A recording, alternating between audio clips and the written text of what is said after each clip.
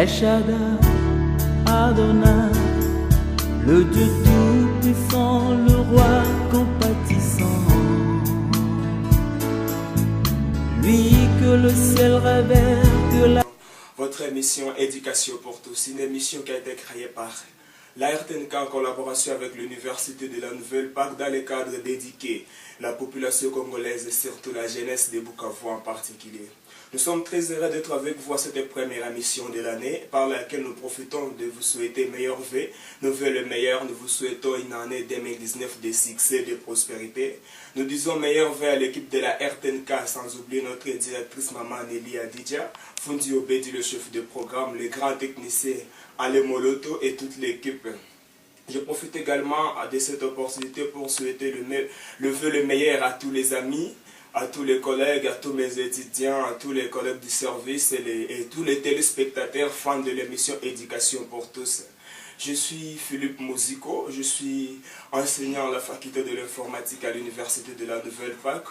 Je dirige également une structure de technologie de commerce ici à Bukavu, appelée Cité de la Corporation. Je suis également ambassadeur de la jeunesse, c'est comme ça que j'aime m'appeler parce que j'aime bien plaider pour la jeunesse, j'aime bien faire la promotion de bonnes causes de la jeunesse congolaise et surtout celle de Bukavu, ma ville natale en particulier. Je ne suis pas seul sur ces plateaux, je suis accompagné par un jeune activiste, cadre scientifique de la ville de Bukavu. Il s'appelle tout simplement Djeta Penemakunzu. Il est ingénieur agronome de la faculté de l'agronomie à l'université évangélique en Afrique, IEA en sigle ici à Bukavu. Il dirige également une structure d'agribusiness appelée Food for Our People Group. Bonjour monsieur Djeta. Bonjour Philippe. Comment vous vous sentez? Je vais très bien. Merci beaucoup. Je vois ici Food for Our People Group. That is English? Yes, it's English. Ah, wonderful. Okay. Fidèle téléspectateur, vous comprenez que je suis accompagné par un jeune qui est vraiment branché. C'est un cadre qui est bien documenté. Aujourd'hui, dans notre émission intitulée Éducation pour tous, nous allons devoir débattre un sujet très touchant qui cadre avec la jeunesse congolaise et surtout que nous sommes dans un nouveau régime. Nous voulons assez que le sujet puisse réveiller, stimuler, révolutionner certains jeunes qui sont en train de perdre leur temps avec la paresse des choses inutiles. Notre sujet d'aujourd'hui, notre thématique d'aujourd'hui est tout simplement intitulée « Le problème de la négligence du travail par le jeune congolais ». Le problème de la négligence du travail par le jeune congolais. Monsieur Djeta, comment vous trouvez cette thématique d'aujourd'hui? Personnellement, je trouve que c'est une très belle thématique parce que ça va remettre en cause tous les éléments qui font assez que les jeunes ne puissent pas se donner eux-mêmes à créer de l'emploi ou aller de l'avant par rapport à ce que tous les pays attendent de la jeunesse congolaise. Merci beaucoup. Nous avons compris que dans notre pays, le taux de chômage est grandement élevé parce que certains jeunes, certaines personnes ici au Congo négligent le travail. Pourtant, le pays nous offre certaines opportunités que si une fois les jeunes étaient vaillants, si une fois les jeunes étaient clairvoyants, pouvaient s'en rendre compte et développer de ces opportunités, donc un travail, de se créer du boulot eux-mêmes. Comme vous le savez très bien, fidèles téléspectateurs, le taux de chômage au Congo est un danger pour l'avenir de notre pays. Et pourtant, l'avenir de la RDC, c'est la jeunesse. Si cette jeunesse congolaise n'est pas engagée, si cette jeunesse congolaise ne travaille pas, dans les années à venir, nous nous retrouverons seulement avec des jeunes rebelles qui se révolteront contre notre pays. C'est pourquoi aujourd'hui, nous venons avec cette thématique très sensible. Si vous voulez participer à notre émission avec un conseil, une suggestion ou bien une proposition, n'hésitez pas à nous joindre. Nos numéros vont bientôt paraître devant vos écrans. Il s'agit tout simplement des 097 62 038 95 ou bien 085 81 49 602. Je répète le numéro 097 62 038 95 ou bien 085 81 49 602. Vous voulez participer à notre émission avec un SMS, soyez libre, envoyez-nous des textos. Nous allons vous lire et nous allons lire votre suggestion ou bien proposition par rapport à cette thématique afin de contribuer aussi à cette éducation que nous voulons donner à la jeunesse de Bukavu et surtout la jeunesse congolaise. Monsieur Djeta, en parlant de notre thématique du jour, vous êtes un jeune activiste et vous avez créé de l'emploi. Et aujourd'hui, nous allons parler du problème de la négligence du travail par la jeunesse congolaise. Élément, ou bien faute qui risque de causer beaucoup de problèmes pour l'avenir de notre pays. Qu'est-ce que vous pensez sont les causes de cette négligence de la jeunesse congolaise du travail? Les causes de cette négligence résident dans plusieurs facteurs au fait. Il y a tout d'abord les jeunes eux-mêmes qui ne veulent pas travailler. Il y a ces jeunes qui se disent bon, écoutez, moi je vais attendre que le gouvernement puisse planifier tout ce que l'on peut appeler comme processus de mise en marche pour que la jeunesse puisse œuvrer. Il y a aussi ces jeunes qui œuvrent et qui ne sont pas aussi appuyés par le gouvernement. C'est-à-dire, cette négligence, comme je viens de le dire, elle réside dans beaucoup de facteurs. Alors, je vais devoir citer ces facteurs. Il y a la négligence vis-à-vis de ce que les jeunes ont actuellement comme moyens. Il y a ces jeunes qui ont des idées et qui n'ont pas de moyens. Il y a d'autres qui ont des moyens mais qui n'ont pas d'idées. Ça s'appelle les commanditaires et les commandités.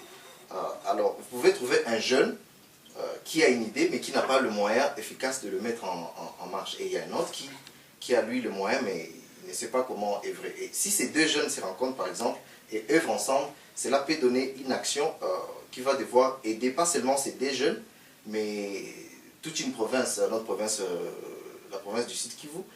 Et un autre problème, c'est notre gouvernement, le système dans lequel nous évoluons, c'est qu'il y a ces jeunes, ça c'est aussi une partie de négligence, il y a ces jeunes qui œuvrent très bien, mais ils n'arrivent pas effectivement à leur stade souhaité. C'est-à-dire, ils aimeraient par exemple devenir dans 10 ans ou 15 ans millionnaires par exemple. Ils œuvrent, ils produisent trop et la population aussi parvient à consommer leurs produits, mais ils sont bloqués. Pourquoi ils sont bloqués? Parce qu'il y a tout ce qu'on appelle taxes, il y a tout ce qu'on appelle contrôle des routines par le gouvernement.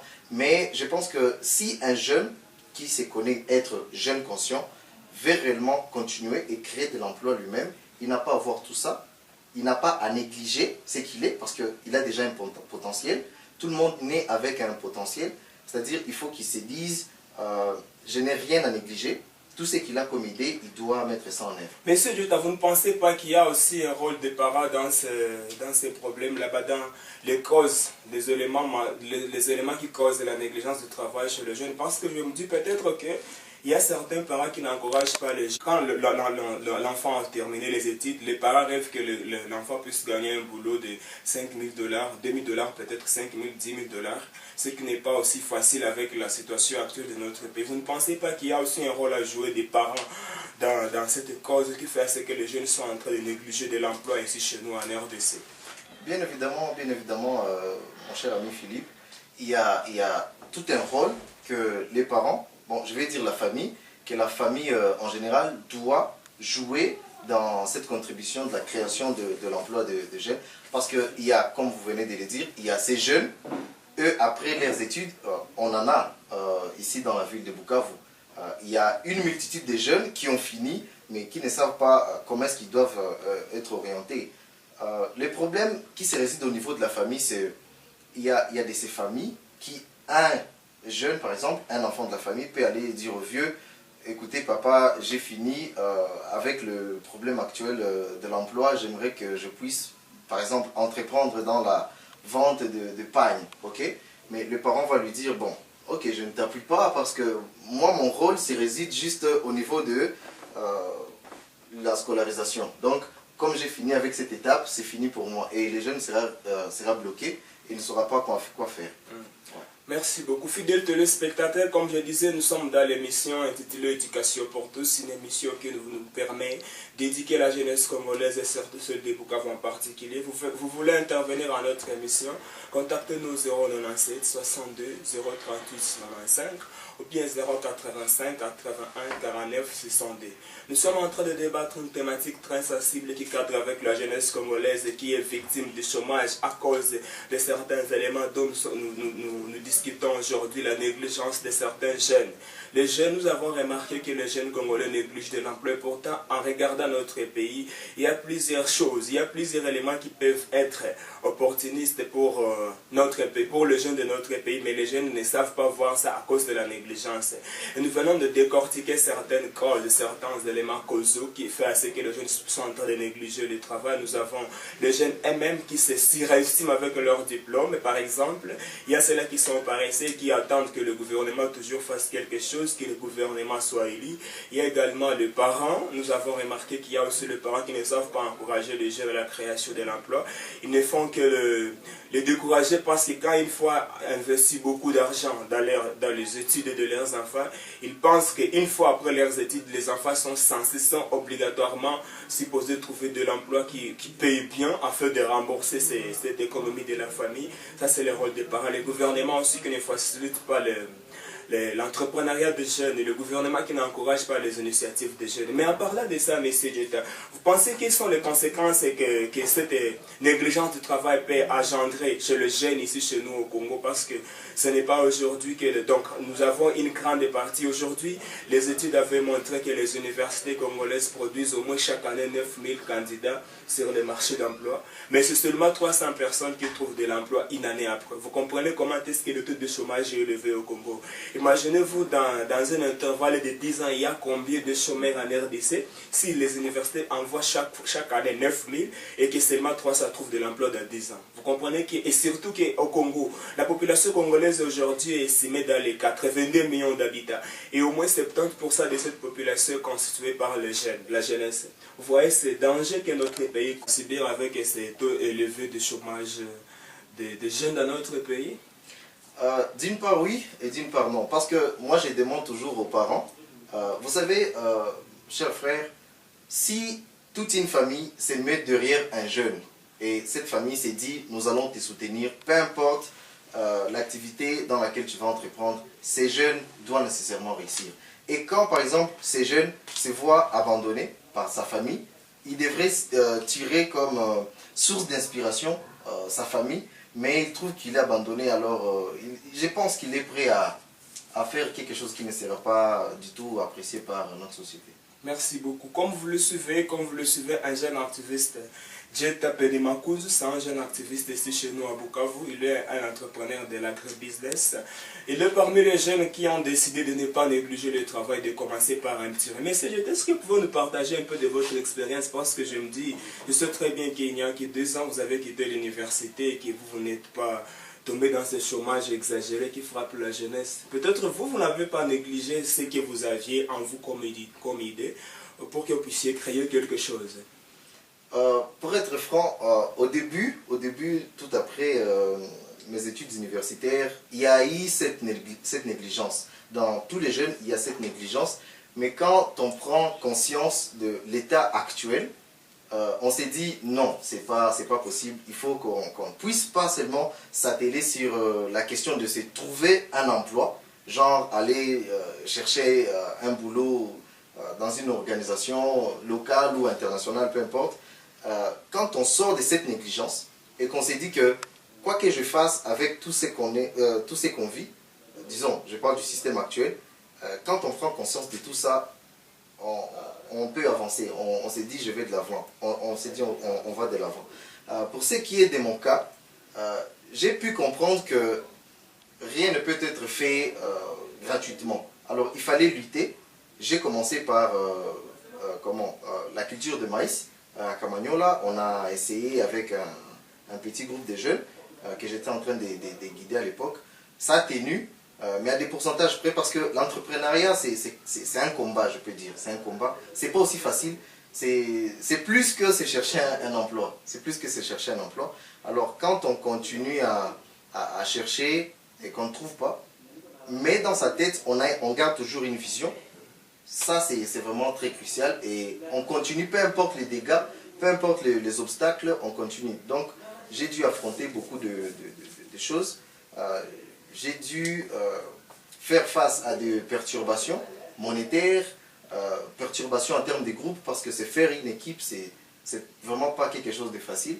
Alors, on a essayé, mais dans le cadre de l'agribusiness, On a été appuyé aussi par d'autres jeunes et par d'autres messieurs que je garde le nom anonyme maintenant. Ils nous ont aidés et on a continué ensemble. Donc pour les autres jeunes qui aimeraient aussi faire de l'entrepreneuriat, j'ai dit que c'est quelque chose de pas facile. Je viens de dire que c'est plus que chercher de l'emploi. Mais je me dis, apparemment, bon, vous veniez fraîchement de l'université, une année seulement, vous vous êtes lancé dans l'entrepreneuriat pour vous créer du travail. Mais faire de l'agro-business n'est pas quelque chose de très charmant chez les jeunes Congolais. Je me demande, vous devez aller sur le terrain, cultiver, toucher le sol. C'est que moi, peut-être moi je ne peux pas faire ça. Je me dis, non, je viens de l'université. Comment? Qu'est-ce qui vous a motivé pour aider cette jeunesse congolaise à ne pas vraiment négliger le travail? Parce qu'aujourd'hui, je me dis, si on appelait le chômeur, vous ne pouvez pas venir. Et vous constituez déjà un atout majeur à la jeunesse, peut-être parce que dans votre travail, dans votre organisation, vous ne travaillez pas seul. Vous êtes accompagné par certains autres jeunes qui ont obtenu du boulot grâce à cette initiative que vous aviez commencée. Ouais. Pour créer notre propre emploi, pourquoi? Parce que si nous regardons les concepts dans lesquels nous vivons, ici à Bukavu, il y a même des articles qui ont été écrits sur ça. Il y a ce qu'on appelle l'insécurité alimentaire qui nous dérange tous. Vous pouvez visiter certains quartiers de la ville et vous allez bien comprendre qu'il y a cette impossibilité de se procurer à manger. Alors nous, dans notre groupe, nous nous sommes dit, nous allons œuvrer, peu importe les niveaux d'études qu'on a, parce qu'il y a ceux qui se disent, non, je ne veux pas œuvrer parce que je n'ai pas un doctorat, je ne sais pas, je ne suis pas PhD. Alors nous nous sommes dit, peu importe les niveaux d'études qu'on a, les peu qu'on a, on peut transformer ça en quelque chose de très grand. Nous sommes passés sur terrain. Bien sûr, il y a cette négligence, il y a d'autres qui vous disent, je ne peux pas toucher les sols, mais c'est les sols qui permettent d'avoir de l'argent. Il y a ceux qui se disent, non, je ne peux pas faire ça, c'est pas à mon niveau. Alors, nous, on profite de, je ne peux pas faire ça. Pour faire ça alors. Bien dit. Et vous devenez alors mieux que ceux-là qui se disaient ne peuvent pas faire ça. Bien dit. Vraiment, vraiment, vraiment. Ouais. Oui, fidèles téléspectateurs de la radio-télévision Gomayaki, vous suivez l'émission Éducation pour tous. Une émission qui a été créée dans le but d'éduquer la jeunesse congolaise et surtout celle des Bukavu en particulier, afin de promouvoir le niveau de l'éducation aussi chez nous au Congo. Et parmi les éléments que nous devons éduquer, que nous devons sensibiliser les jeunes, nous avons la création d'emplois, nous avons la lutte contre le chômage, parce que notre pays court de très grands dangers avec ce taux de chômage très élevé. Parfois, nous nous disons quel sera notre avenir si les jeunes eux-mêmes ne peuvent pas prendre les choses au sérieux. Si on parlait ça dans un français vulgaire, il faut que la jeunesse congolaise puisse prendre les choses au sérieux. Vous voulez nous donner une suggestion, une proposition en rapport avec la thématique qui est tout simplement la négligence du travail par les jeunes congolais. Écrivez-nous un message, nous allons vous lire. Une matière grise, sauf que les plus grands dangers, ils ne se mettent pas au travail. Oui. C'est ce qui dérange, ils ne se mettent pas au travail. Et même s'ils se mettaient au travail, ils peuvent avoir quelque chose en termes de gains, en termes de bénéfices, mais il y a toujours un danger quelque part. Mais c'est là pour les jeunes entrepreneurs qui veulent vraiment exceller dans ces domaines-là. Je leur demande juste de tenir fort. Vraiment, vraiment. Maintenant, Monsieur Dieuta, compte tenu de votre expérience et avec l'objectif poursuivi par l'émission, qu'est-ce que vous suggérez à cette jeunesse qui a longtemps souffert avec cette négligence? Parce que peut-être la jeunesse congolaise a besoin d'un coup de boost. Un coup de boost qui peut les stimuler à créer de l'emploi. Qu'est-ce que vous suggérez à la jeunesse? Qu'est-ce que vous suggérez aux parents? Qu'est-ce que vous suggérez à notre gouvernement aussi? Parce que nous sommes dans un État souverain. Ouais. Alors, moi, je recommanderais très bien aux parents, tout d'abord, de supporter ces jeunes qui ont différentes idées dans leur tête. Et ces idées, aujourd'hui, les gens les prennent pour quelque chose du hasard, un hasard. Mais si on parvient à convertir cette idée en matériel, donc on essaie de matérialiser cette idée, c'est quelque chose qui procure un gain capital. Et pour la famille aussi, parce que la famille, après, elle saura qu'elle n'aurait pas dû négliger l'idée. J'ai eu à visiter, tout comme vous venez de le dire, certains pays de l'Est. J'ai été au Burundi. J'ai vu que, je m'excuse, j'ai vu que les jeunes là-bas, ils apprennent peu, mais ils font quelque chose de très grand. Par contre, ici, nous étudions beaucoup, mais nous ne faisons pas quelque chose de très grand. Alors, pour ces jeunes, c'est de continuer à travailler, continuer à œuvrer sans ne pas avoir peur, parce que s'il y a un obstacle dans ce que vous faites, ça veut dire que vous allez progresser et vous allez réussir. Merci beaucoup, messieurs. Je te remercie beaucoup, fidèles téléspectateurs de la radio-télévision Ngoma ya Kivu. Nous sommes très heureux d'être avec vous à travers cette émission Éducation pour tous, une émission qui vous est toujours présentée par Philippe Musico.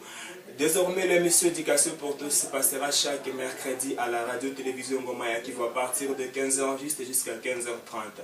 Vous voulez intervenir dans notre émission, vous voulez vous faire inviter pour donner votre suggestion, contribuer à cette éducation que nous voulons donner à la jeunesse congolaise, n'hésitez pas à nous appeler au 097 62 038 95 085 81 49 62. Je n'étais pas seul sur ce plateau, j'étais accompagné par un jeune activiste, il s'appelle Djetapene Makunzu, il est ingénieur agronome de formation de l'université évangélique en Afrique, qui est un sigle ici à Bukavu, de la faculté d'agronomie.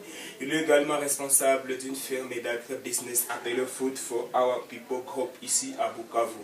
Nous sommes très heureux, nous espérons que vous serez encore grandement branchés la fois prochaine sur votre télévision pour suivre l'éducation pour tous les mercredis prochains.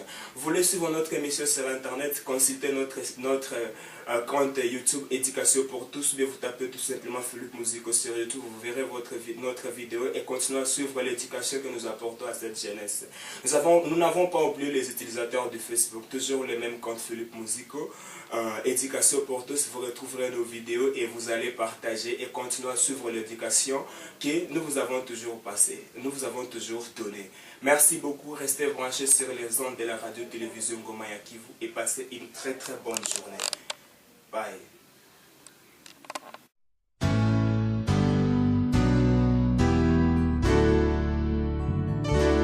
El Shaddai, Adonai, le Dieu tout-puissant, le roi compatissant.